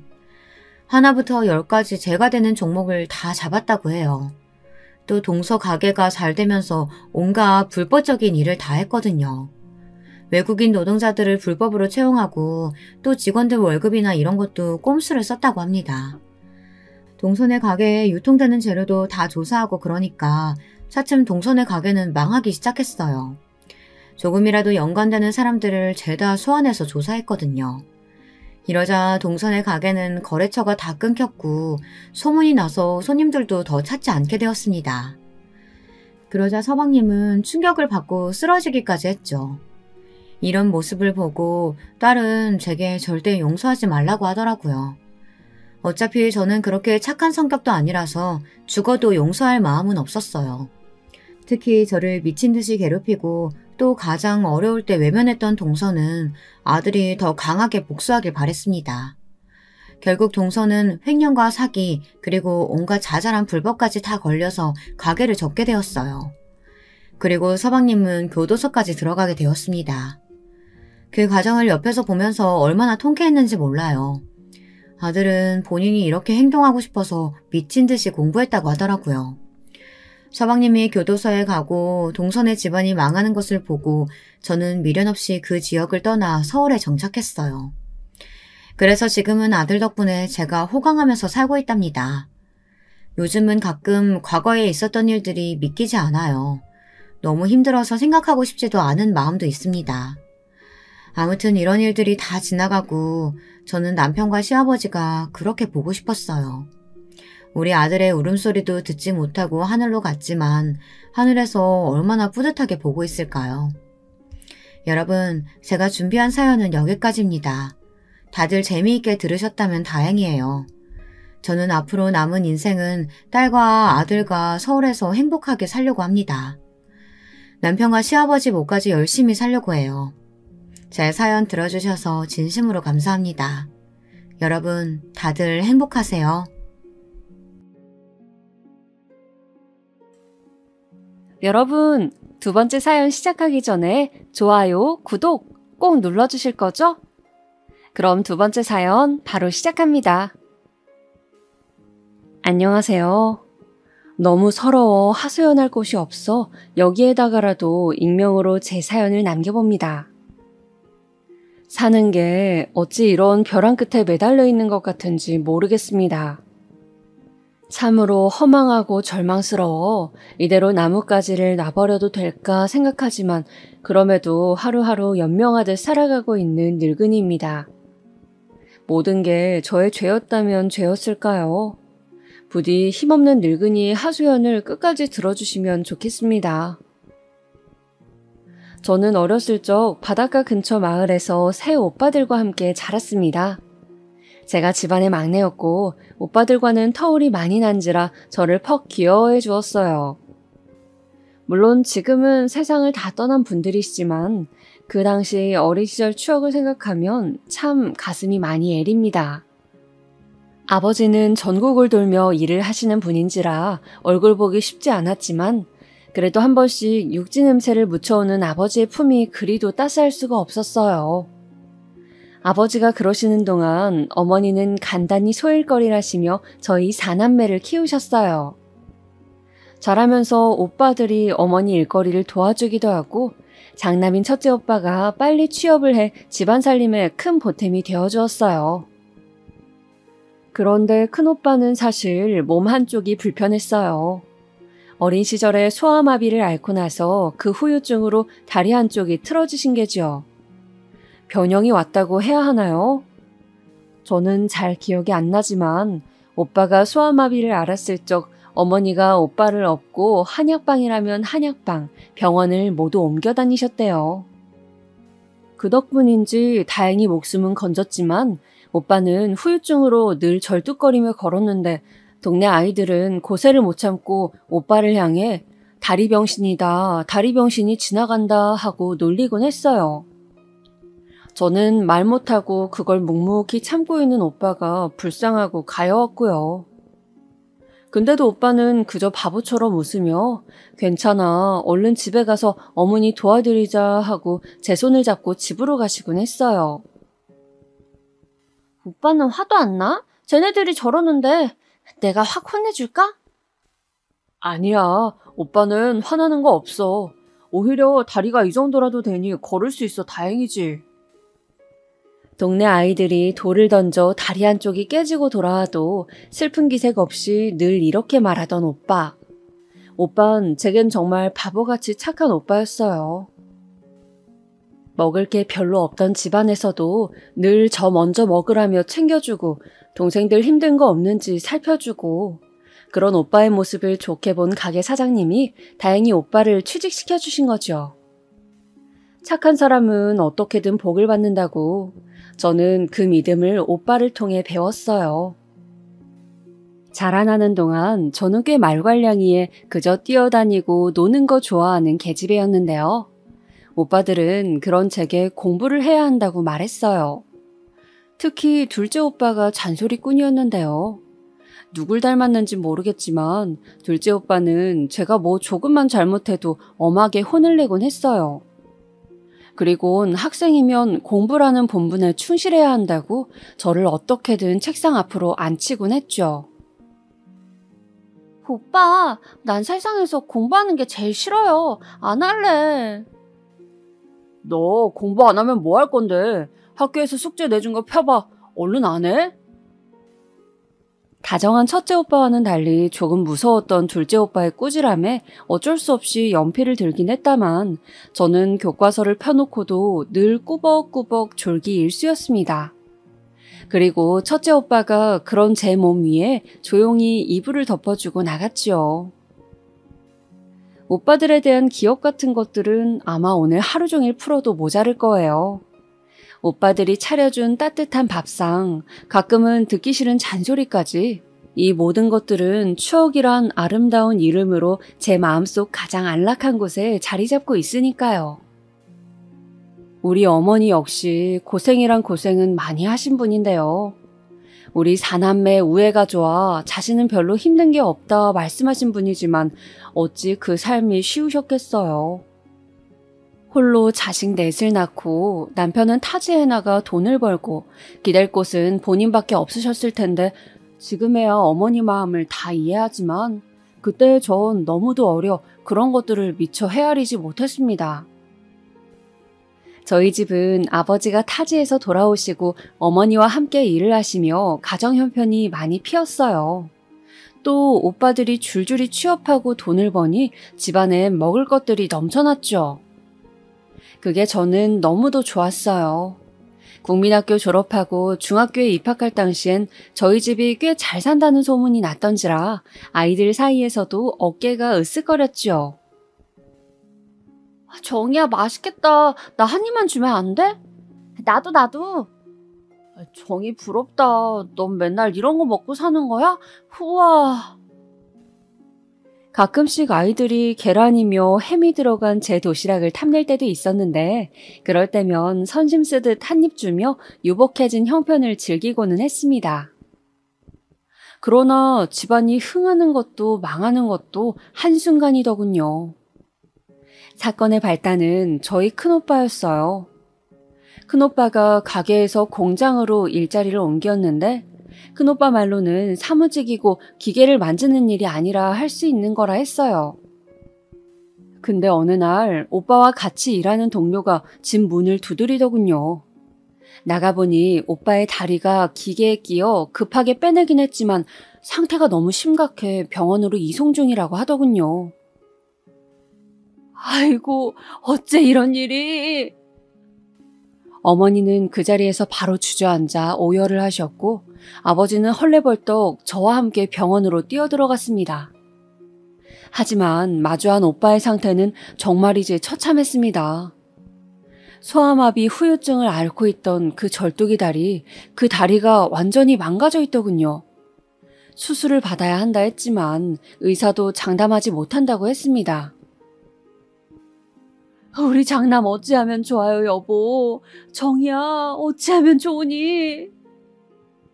어머니는 애간장이 끓듯 목을 놓아 우셨고 저는 오늘 아침까지만 해도 해맑게 웃으며 공장으로 출근하던 오빠가 생각이 나 울음을 멈출 수 없었습니다. 수술을 끝마친 오빠는 의식이 없었지만 다리를 잃은 꿈을 꾸기라도 하는 건지 자면서도 눈물을 보였습니다. 그렇게 오빠가 다리 한쪽을 잃은 완전한 장애인이 되면서 어머니는 당분간 일을 그만두시고 오빠 돌보기에 집중하시게 되었죠. 거기다 치료비며 여러 가지 한두 푼 들어가는 게 아니니 다른 오빠들이 벌어온 돈도 금방 동이 났고요. 그리고 그때 저는 시집을 가든 취업을 하든 해야겠다고 생각했어요. 가정 형편도 기울어져 가고 저라도 다른 곳에서 제목하며 사는 것이 어머니 아버지 걱정을 덜어드리는 길인 것 같더군요. 그러던 길에 마침 괜찮은 자리를 발견했어요. 친하던 언니가 저를 데리고 서울로 가주겠다고 하더라고요. 거기서 같이 자기랑 살면서 일을 하자고요.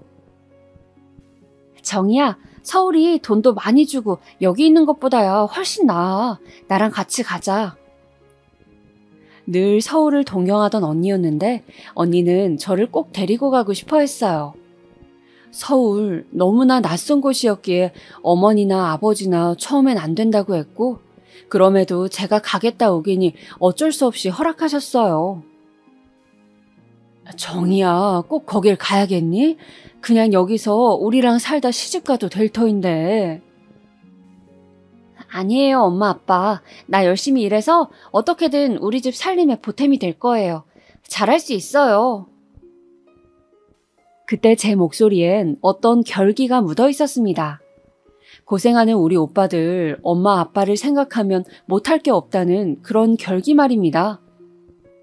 피부치와 헤어지는 마음이야 저 역시 찢어질 듯 아팠지만 언니와 서울에 도착할 때까지도 눈물 한 방울 보이지 않으며 앞으로의 미래만을 생각했던 것 같습니다. 언니나 저나 수중에 가진 돈이 많지 않아 어쩔 수 없이 열악한 방 한 칸에서 서울살이를 시작했는데요. 돈이 없으니 밥을 굶는 건 일상이었습니다.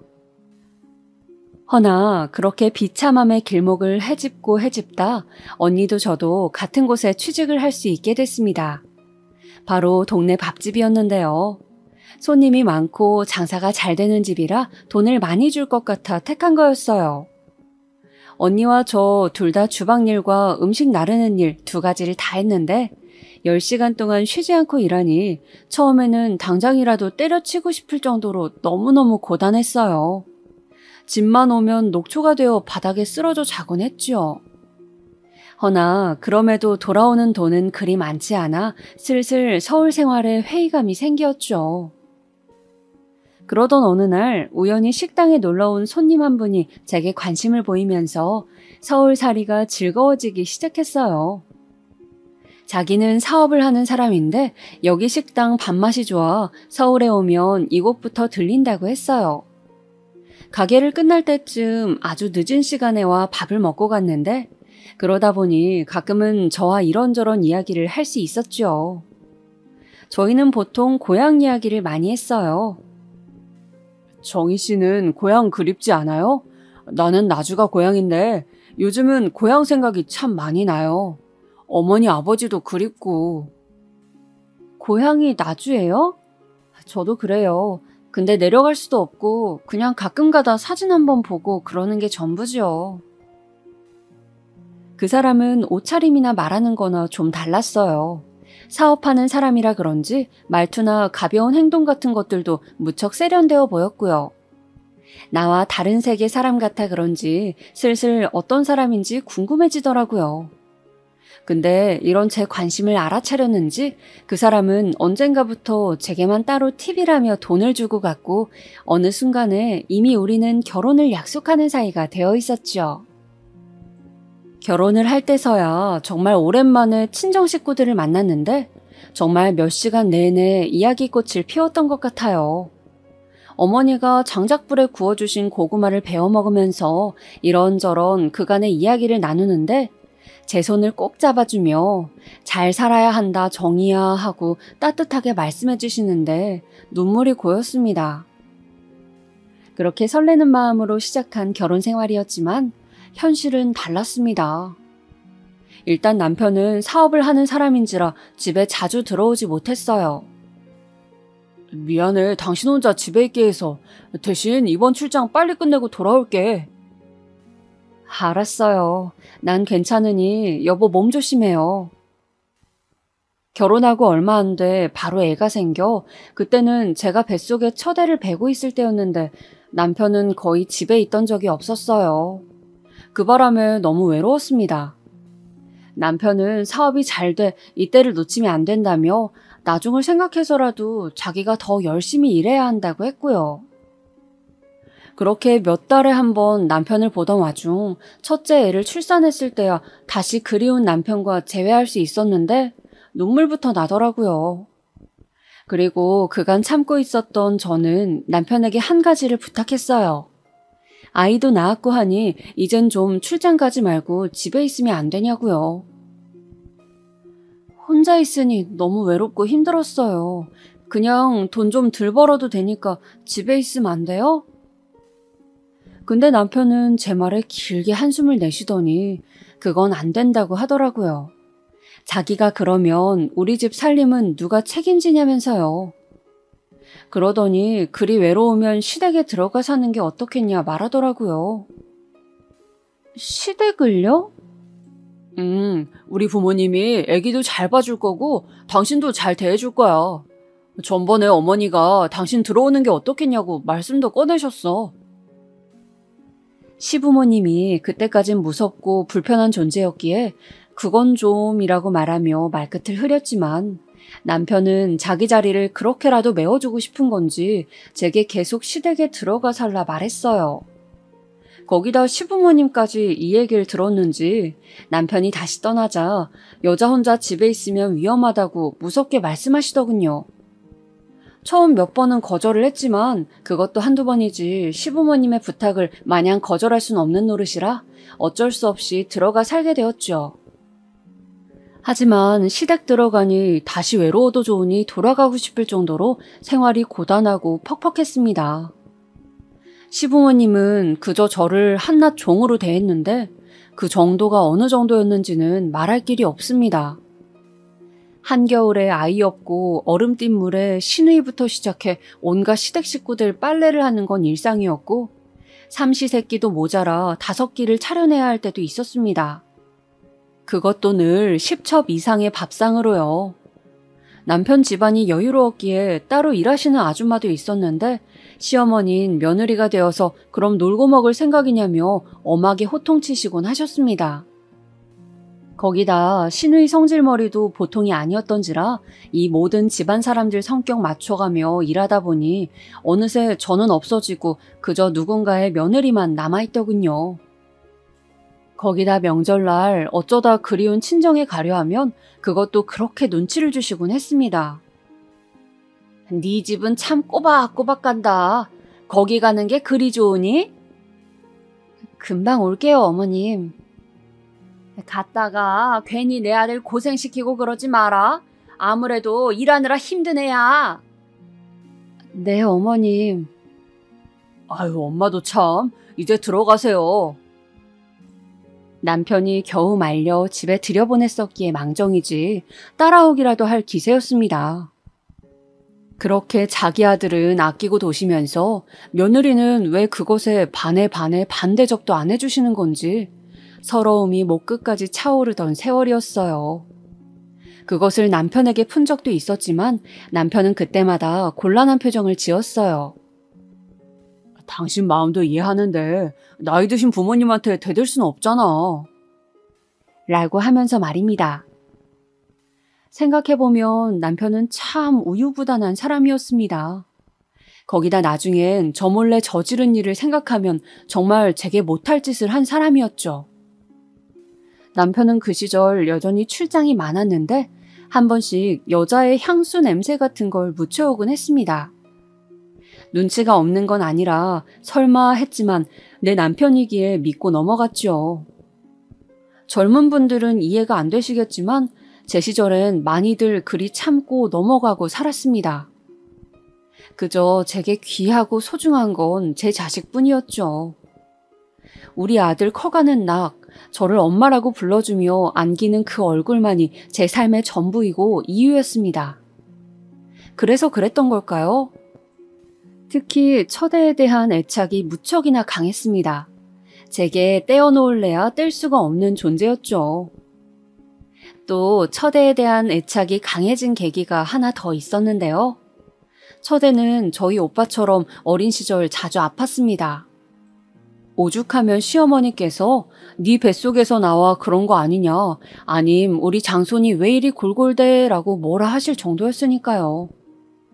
그때마다 시어머니 불만 섞인 소리가 듣기 싫었지만 그보다 더 괴로운 건 아이가 아픈 거였어요. 정말 얘가 내 뱃속에서 나와 이리 아픈 건가 하는 생각이 저도 한두 번씩은 들었으니까요. 그래도 감사한 건 시부모님 덕분에 아이가 늘 좋은 치료를 받았고 건강하게 잘 자랐다는 겁니다. 그리고 저는 아들이 4살쯤 되었을 때 연달아 둘째, 셋째까지 갖게 되었는데 둘째, 셋째가 어느 정도 자랐을 무렵에는 이제 어디 하나 부러지는 곳 없이 쌩쌩하게 잘만 걸어 다녔으니 그것만으로도 감사할 일이었죠. 또 첫째는 동생들을 알게 모르게 굉장히 많이 챙기는 아이였습니다. 어렸을 적엔 시부모님에게 구박받는 저를 신경 써주었던 것처럼 아이들 공부를 알려주고 숙제 검사를 하고 가끔은 밥 챙기는 것까지 제가 못하는 세세한 부분들을 첫째가 도와주었습니다. 윤재야, 항상 엄마가 우리 윤지한테 고마운 거 알지? 아니에요. 내 동생들이니까 내가 챙길게요. 제가 고맙다는 말을 하면 자기 동생이니 챙기는 게 당연하다고 말하는 첫째는 바로 이런 아이였습니다. 근데 어느 날 아이를 키우다 보니 조금 충격적인 일이 생겼죠. 저는 아직도 이 일을 잊지 못합니다. 둘째 아들과 셋째 딸이 이런 말을 하더군요. 그날은 첫째 생일이었습니다. 시부모님이 장손 생일상이라고 한가득 차리라길래 정신없이 일을 하고 있었는데 둘째 아들이 와선 갑자기 첫째에 먹을 케이크를 설거지통에 버리는 겁니다. 너 이게 뭐 하는 짓이야? 에그머니나 이거 아까워서 어떡해? 엄마는 왜 형만 이뻐해? 그게 갑자기 무슨 말이야? 할머니도 장손이라고 맨날 형 입에만 좋은 거 넣어주고 좋은 옷 사주고 나랑 윤영이 얘는 맨날 찬밥 신세잖아. 엄마 모르겠어? 뭐라고? 그렇게 생각했어 너네? 전혀 생각지 못했던 부분이었습니다. 둘째 아들이 제게와 그런 말을 늘여놓는데 그제야 이 집의 관심이 장손인 첫째에게 많이 가 있었다는 걸 실감했죠. 어미로서 너무 죄스럽고 아이들에게 미안했습니다. 미안하다. 엄마는 미처 몰랐어. 그냥 너희가 형이랑 잘 놀고 형도 잘 따르길래. 미안해. 엄마가 앞으로는 더 신경 쓸게. 알았어. 약속해 대신. 이젠 형만 이뻐하지 않기로. 다행히 아이들이 그 후에 마음을 풀어주었지만 그 뒤로 저는 작은 거 하나에도 신경 썼던 것 같습니다. 시부모님의 관심이 첫째에게만 가지 않도록 사랑이 공평하게 느껴지도록 말입니다. 다만 저는 바뀔 수 있어도 시부모님은 그러실 분들이 아니었기에 할머니가 형만 이뻐하는 건 할머니의 잘못된 생각이야. 알지? 그건 너네가 이해해줘야 해. 라고 말을 덧붙이곤 했습니다. 어찌됐건 이후론 둘째와 셋째 모두 엇나가지 않고 잘 자라 첫째를 따라 명문대에 들어갔고 시댁에서 그 모든 비용을 지원해 주셨죠. 이때까지만 해도 저는 고달팠지만 그래도 자식들 바라보며 산 세월 아깝지 않다고 생각했습니다. 외려 잘 자라주어 고맙다고 생각했어요. 그런데 불행은 한순간에 찾아오는 것이더라고요. 시작은 남편이었어요. 언젠가부터 제 눈을 피하며 대화를 하지 않으려 하던 남편이 어느 날은 잔뜩 술에 취해 집에 들어와선 대뜸 이혼을 요구했습니다. 야, 우리 이제 살 만큼 살지 않았냐? 그만 이혼하는 게 어떠냐? 여보, 그게 갑자기 무슨 소리예요? 이혼이라뇨, 갑자기 무슨... 나 사실 같이 살고 싶은 여자가 생겼다. 미안하다 정말. 나도 많이 생각해봤어. 근데 더는 안 될 것 같아. 우리 이만 갈라서자. 손이 부들부들 떨려왔습니다. 내가 뭐 때문에 지금껏 이 시집살이를 참고 살아왔는데 당신 하나 보고 자식 키우며 살았는데 지금 이제 와서 다른 여자 생겼다며 가정을 깨트리자니 당신 미쳤어요? 알아. 다 알아. 위자료 넉넉히 챙겨줄게. 그러니까 헤어져주라. 부탁할게. 아니요. 그것만은 절대 못 해줘요. 절대 안 돼. 내가 왜 해줘야 해? 못 들은 걸로 할게요. 그렇게 말하고 돌아섰지만 눈물이 후두둑 흘렀습니다. 아이들이 대학 가고 난 후 홀로 시부모님 모시며 살던 시기 벼락같이 찾아온 이 일은 제 마음을 무너뜨리고 또 무너뜨렸습니다. 참 어찌 사람 마음이 이렇게 얄팍할 수 있는지. 날 외롭게 하긴 했어도 우리 아이들한테 충실하고 가정을 살피는 사람이라고 생각했는데 모두 저만의 착각이었습니다. 다음날 남편이 마음을 고쳐먹고 술 취해 한 말이니 잊어달라며 용서해달라고 했지만 그 상처는 평생의 상처가 되었습니다. 거기다 남편이 또 바람필 거란 보장이 없는 것도 아니었죠. 그 후론 남편과 대면대면 말도 거의 섞지 않고 지냈던 것 같습니다. 어차피 원래 얼굴도 잘 안 보던 남편이었으니 딱히 불편할 것도 없었어요. 하지만 가끔 남편에게서 전화가 올 때마다 들려오는 여자 목소리는 우라통을 치밀어 오르게 했죠. 남편은 여전히 바람을 피고 있는 게 분명했으니까요. 그러던 어느 날 저는 또 한 번 청천벽력 같은 일을 맞이하고 이 일로 시어머니까지 쓰러지시게 되는데요. 여느 때와 다를 바 없는 평범한 날이었는데 불길하게 울려오는 전화기를 든 순간 충격적인 내용이 들려왔습니다. 시부모님과 함께 병원으로 불이 나게 뛰어갔는데 남편과 낯선 여자가 응급실에 누워있더라고요. 심하게 다친 쪽은 남편 쪽이었어요. 아니 이게 어찌된 일입니까? 두 분이 동승한 상태였고 건너편 트럭 운전수가 음주운전을 한 것으로 보입니다. 저는 본능적으로 이 여자가 남편의 상간녀라는 걸 알 수 있었습니다. 나중에 사실을 확인해보니 남편은 그날 이 여자와 함께 시댁 소유의 별장으로 향하던 길이었고 둘만의 밤을 보내려 했던 모양이었어요. 하지만 가던 길 사고를 당해 그렇게 가버린 것이죠. 남편의 장례를 치르고 난 후 한동안은 멍하게 보냈던 것 같습니다. 시어머니도 병원에 있는 상황에서 제가 무엇을 해야 할지 모든 게 막막했습니다. 옆에서 위로해주던 아이들이 없었더라면 더 혼란스러웠을 겁니다. 허나 그 와중에도 해야 할 일이 있었어요. 재산이 제게로 모두 넘어온 상황이라 일단은 그것부터 처리를 해야 했어요. 어떻게 할까 고민을 하다가 저는 이것을 모두 큰애에게 넘기기로 했습니다. 당시 사회에 나가 일을 하고 있는 사람은 큰애뿐이었던지라 재산을 받으면 알아서 동생들에게 나누어주고 챙겨줄 거라고 생각했으니까요. 하지만 이것이 얼마나 큰 재앙이 될지 그 불길함을 느낀 것은 불과 한 달 후였어요.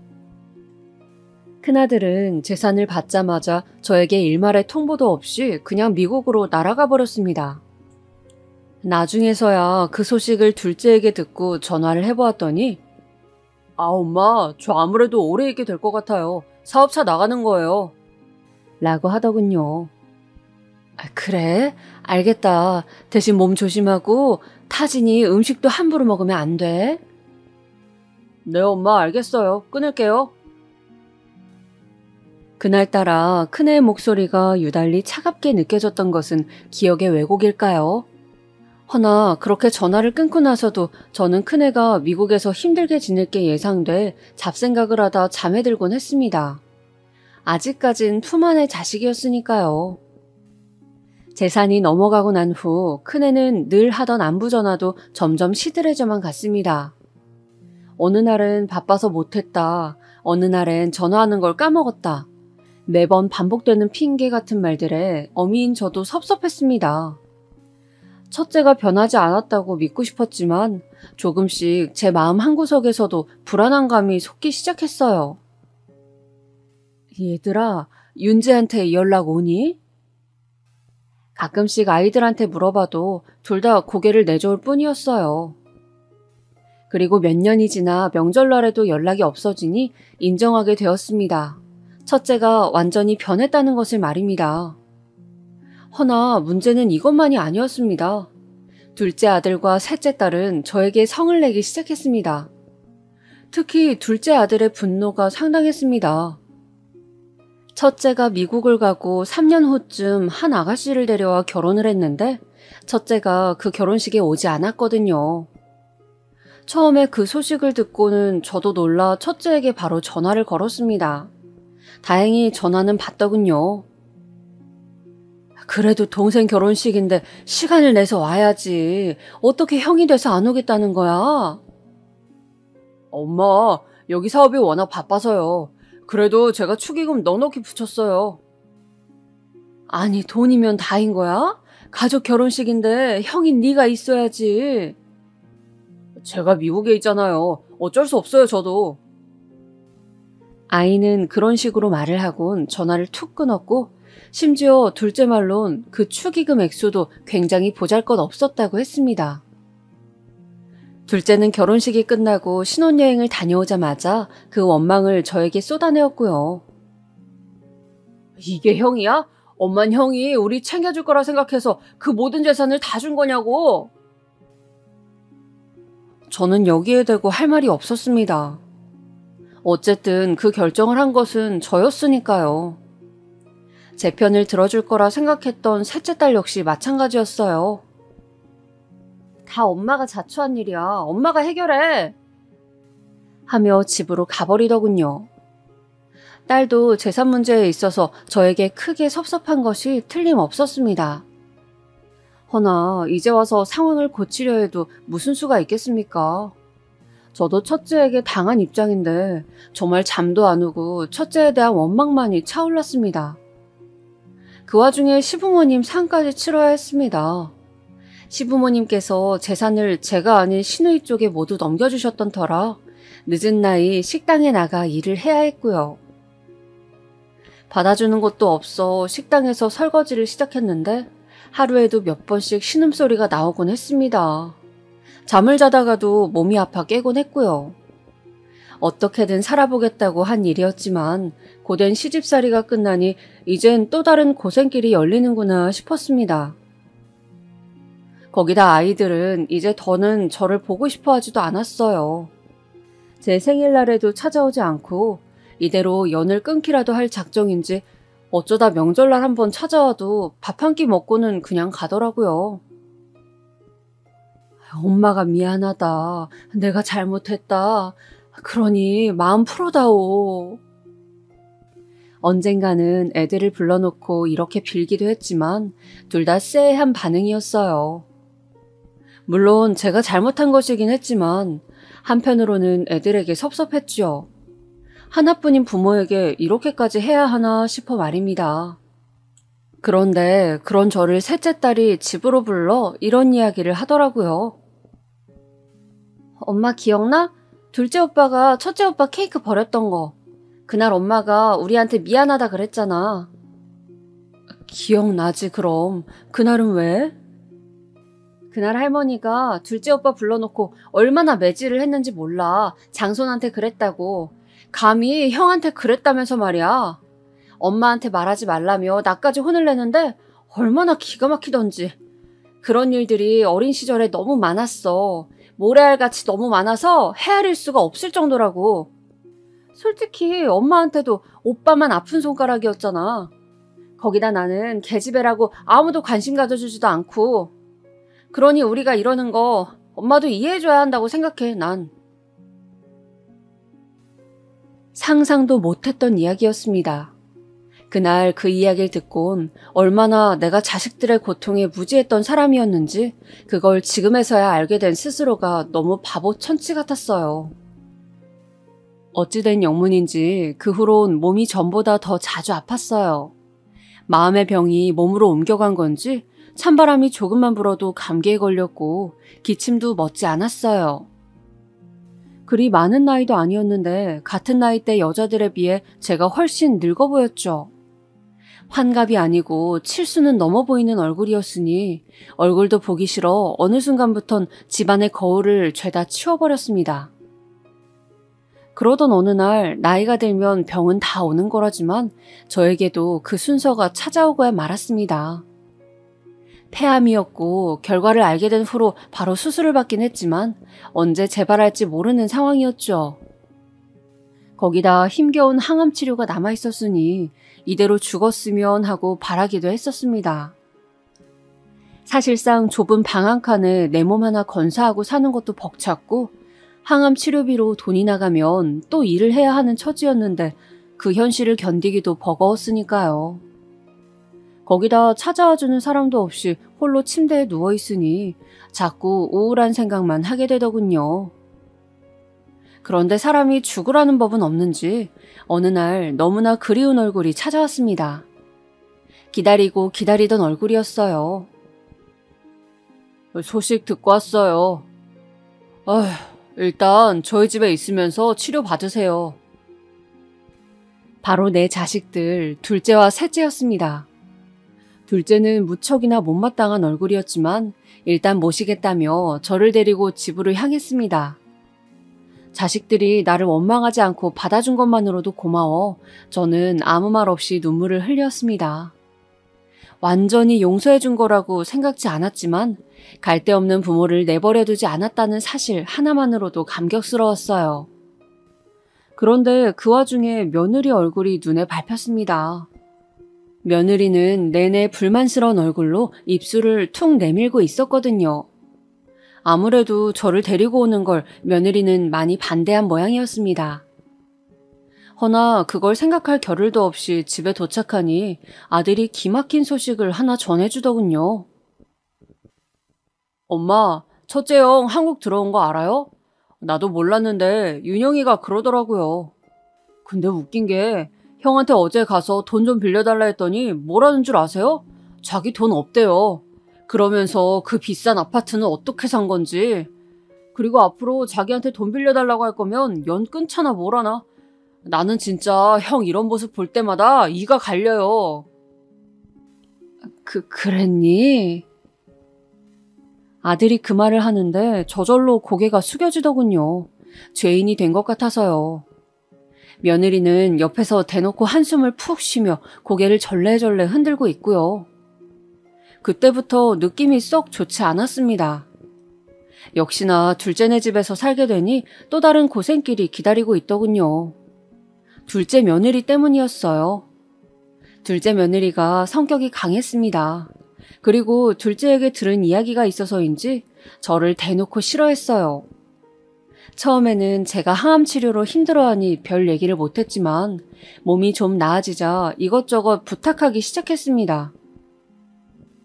어머니, 저 오늘 잠깐 일 나가봐야 하니까 저녁 좀 만들어놔주세요. 그러실 수 있죠? 그래. 언제 돌아올 거니? 그것까지 알아서 뭐 하시게요. 몰라요. 저녁 늦게나 되어서 와요. 둘째 며느리는 둘째가 차린 회사에서 같이 일을 하고 있었는데 아이를 안 낳고 둘끼리만 살고 있었습니다. 저야 당연히 손주가 하나라도 있는 게 좋았지만 나에게 원망 많은 자식이 그런 선택을 하겠다는데 반대할 수도 없었죠. 아무쪼록 처음에 저녁 차려달라 부탁했을 땐 내 손으로 지은 밥 아들이 먹고 며느리가 먹는다는데 최대한 잘해주고 싶었어요. 힘든 몸 이끌고도 이것저것 반찬을 만들고 국찌개 끓여서 꼭 상에 내어놓고 그랬어요. 근데 어느 순간부터는 며느리 부탁이 무리하게 늘어가더군요. 제가 감당치 못할 정도로 말입니다.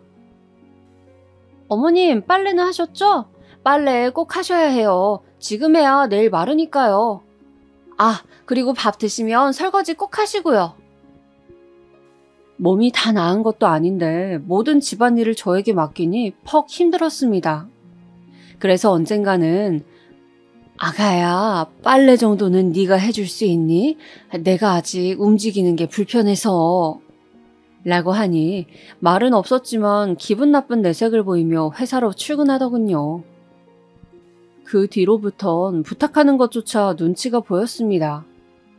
그리고 둘째 애들 회사가 어려워지면서 아이들의 짜증이 더 심해져 갔습니다. 일이 많은 건 상관없었지만 더 힘들고 괴로웠던 건 둘째 며느리와 아들의 태도였어요. 어느 날 맛있게 저녁을 차려 내놓았는데 둘째 며느리가 코를 쥐어싸며 들어오더군요. 이게 도대체 무슨 냄새예요? 어머니, 청국장을 끓이실 거면 창문이라도 열어놓으셔야죠. 아유, 냄새 정말. 많이 심하니? 나는 그냥 너희가 청국장을 좋아한다고 해서. 어머니도 참 기어이 일을 버리신다니까. 다음부턴 청국장 끓이지 마세요. 다른 것도 저희 잘 먹으니까. 그래, 알았다. 미안하다. 나 잠시 슈퍼 다녀오마. 아들도 저를 한심하게 보는데 순간 너무 비참해지더군요. 아들 며느리 먹이겠다고 열심히 끓인 게 후회가 되면서 괜스레 내가 왜 여기서 이러고 있나 싶었어요. 눈물이 나올 것 같아 그날은 영하의 날씨였지만 얼른 잠바를 걸치고 나와 오갈 데 없는 거리를 정처 없이 방황했습니다. 셋째 딸에게 전화라도 해볼까 싶었지만 반기지도 않을 것 같아 그냥 공원 벤치에서 몸을 웅크리고 추위에 떨다 돌아왔죠. 여기서 끝이 아니었어요. 아이들이 회사 사정이 어려워지면서 생활비를 팍 줄여야겠다, 어째야겠다 저들끼리 이야기를 나누더니 그러더라고요. 어머니, 앞으로 야채 사는 거 마트 말고 재래시장 이용하세요. 여기서 버스 타고 가면 있으니까. 아시겠죠? 저희 지금 무지 빠듯해요. 재래시장을? 거긴 멀지 않니? 이 동네가 아닌 걸로 아는데. 지금 우리가 그런 거 따질 형편인 줄 아세요? 한 푼이라도 싼 거 먹어야 한다고요. 저도 뭐 이러고 싶겠어요? 아휴, 정말. 그리고 돈도 돈이지만 재래시장 물건이 훨씬 싱싱하고 좋아요. 이렇게 우리 마음을 몰라주신다니까, 여보. 엄마, 이 사람 말 들으세요. 재래시장이 싸요. 거기 걸로 음식 해주세요. 사실 재래시장 왕복 1시간 반은 걸리는 거리였고 아무리 버스 타고 다니는 거리였지만 그 짐을 다 들고 다니기엔 저도 힘에 부쳤습니다. 근데 애들이 사정이 어렵다 하니 뭐라 할 수가 없겠더군요. 그래서 일주일에 2번씩 왔다 갔다 하며 장을 보고 다녔어요. 확실히 몸이 안 좋은 상태라 그런지 집 앞 계단을 오르자마자 숨이 가빠오는데 그걸 보던 경비 아저씨가 안쓰럽다며 아유, 바로 5분 거리에 마트 이용하지 하며 짐을 들어주더라고요. 그래도 둘째가 형편 나아질 때까지만 재래시장을 이용하면 된다 했기에 그 시기를 꼭 참았습니다. 그러던 어느 날이었어요. 아침에 어머니, 저 오늘 배추전이랑 호박전 먹고 싶으니까 해놔주세요. 라고 둘째 며느리가 부탁하더군요. 원래 하려던 먹거리가 있었는데 며느리가 부탁을 하니 시장에 가야 했습니다. 근데 전날 먹은 게 체했던 건지 재래시장으로 가려는데 배가 너무 아프더라고요. 오늘 저녁거리를 만들려면 사긴 사야 하는데 도저히 무리였습니다. 그래서 고민하는데 옆집 아줌마가 마트 야채도 싸다며 거기 걸 사라고 하더라고요. 그 말에 저는 오랜만에 마트에서 편하게 장을 보고 집으로 돌아왔습니다. 그리고 요리를 하고 있던 찰나 아이들이 평소보다 일찍 도착했어요. 그때 일이 벌어졌죠. 둘째 며느리가 식탁에 있던 영수증을 발견하고는 냅다 소리를 지르더군요. 어머니, 장난하세요? 지금 마트 이용하신 거예요? 아유, 그게 말이다. 내가 배가 아파서 원래는 나도 시장 가려 했지. 근데 상황이 안 됐다. 미안하다. 오늘은 네가 이해 좀 해다오. 고작 배 아프시단 이유로 마트를 가셨다고요? 우리는 쇠가 빠지게 일을 하고 왔는데 어머니는 몸 편하게요? 도대체 머리는 왜 들고 다니세요? 힘들게 일하는 가족 생각 안 하세요? 얘야, 아무리 그래도 말이 너무 심하지 않니? 뭐가 심해요? 자식한테 버림받지 않고 데리고 살아주면 고마운 줄 알아야지. 어딜 돈을 싸지르고 다녀요? 너무나 충격적이었습니다. 내가 첫째에게 재산 준 벌이 이렇게 큰 것이었나 하는 생각이 들며 눈물이 떨어지는데 둘째는 그걸 보면서도 가만히 있더라고요. 며느리는 계속해서 고함을 지르고요. 결국 어쩔 수 없이 둘째네를 뛰쳐나와야 했습니다. 그리고 셋째 딸 집으로 향했어요. 제가 알고 있는 유일한 주소지가 거기였으니까요. 딸은 절 보더니 조금 놀란 얼굴로 엄마 여긴 웬일이에요 하고 묻더군요. 그래서 저는 이런저러한 일이 있었다며 모든 일을 털어놓았습니다. 말하는 중간중간 눈물이 왈칵 올라와 흐느낌을 주체하지 못했죠. 근데 제 편을 들어줄 줄 알았던 마지막 동아줄 같던 딸은 모든 이야기를 들은 후 냉정한 어투로 엄마, 그래서 뭐 저보고 어떻게 해달라는 거예요? 라고 하더군요. 아니, 그게 어찌 해달라고 하는 게 아니고 나는 내가 전번날에도 말하지 않았어요? 오빠가 이러는 이유 엄마도 대가는 치르셔야죠. 저는 더 할 수 있는 게 없어요. 그러니 저한테 와서 머리 아프게 이러지 마세요. 솔직히 말해서 엄마가 한 짓 생각하면 당해도 싸요. 뭐라고? 들으셨잖아요. 애 아빠 올 시간 됐어요. 나가주세요. 그 길로 저는 딸내의 집에서도 내쫓기고 말았습니다. 저는 요즘 삶에 대한 아무런 의욕도 느끼지 못하고 있습니다. 그저 찜질방에서 하루하루 연명하듯 살아가고 있는데 암이 재발하든 뭐가 됐든 간에 하늘이 내 목숨을 스스로 거두어 가셨으면 좋겠다고 생각할 뿐이에요. 그래요. 아이들 말대로 저에게도 책임이 있습니다. 그러니 뿌린 대로 거두는 거겠죠? 하지만 마지막으로 여러분들에게 묻고 싶습니다. 제가 정말 그렇게 죽을 죄를 지은 것입니까?